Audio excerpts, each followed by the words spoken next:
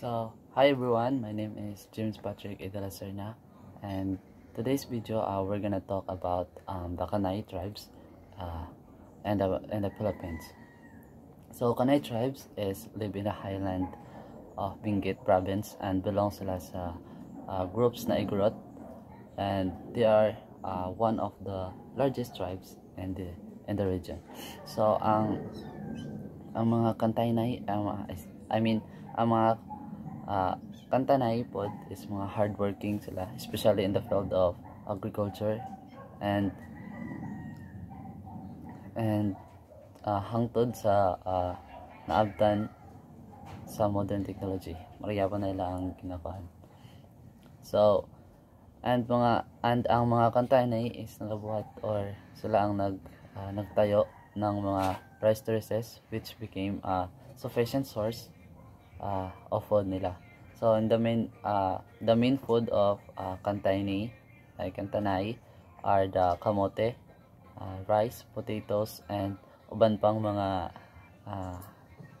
roots crops such as mga tugi and gabi. So we're gonna talk about sa ilang tradition marriage nila. So ang ilang marriage is nakaugalian nila ang ilang kasal and the same sa Ibaloys, and nag-practice sila sa parental marriage, and ang kasal nila is celebrated with a great feast and many rituals performed before and during the wedding ceremony. So ang ilang kasal kuno is nagakuan din sila, nagka-kill po sila animals before because in their tribes it is a very important part of the marriage. And sa unang panahon in the past naapoy cases of intermarriages among the lowland people, pero tungod kay dili kayo kanais-nais mao medyo nawala na ang case. So ang mga Kantanay families believe na ang mga amahan ang ulo sa ilang pamilya, and ang mga tiguang is dapat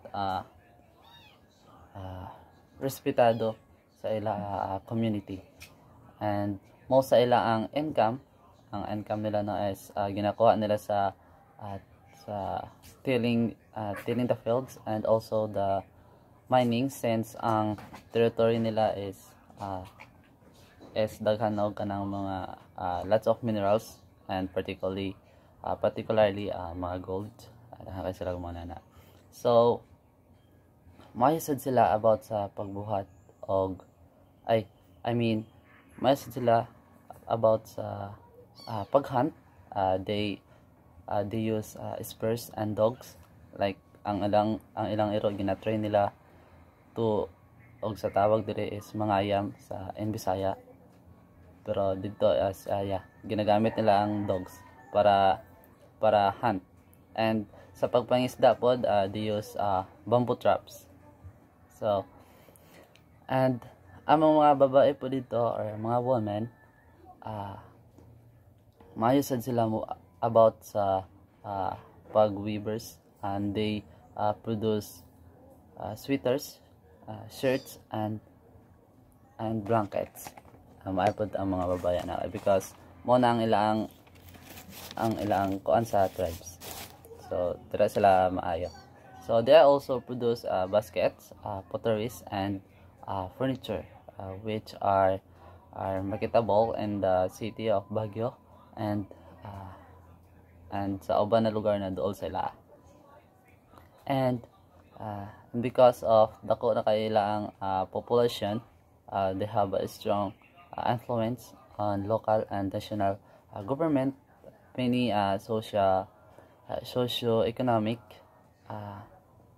socio-economic development programs are being done in the area.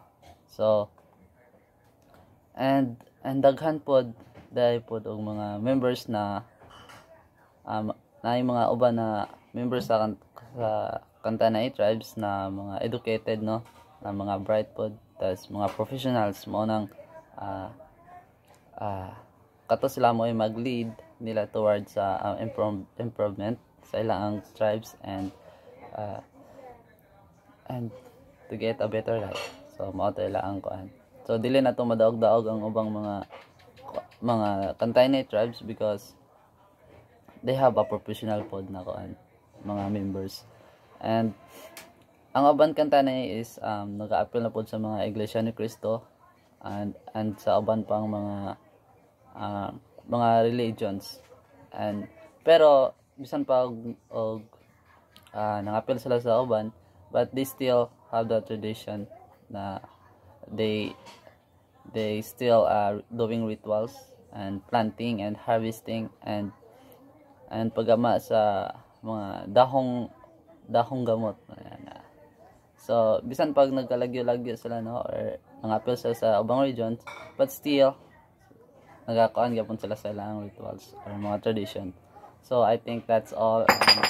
Thank you for listening. Yeah, that's all. Thank you guys.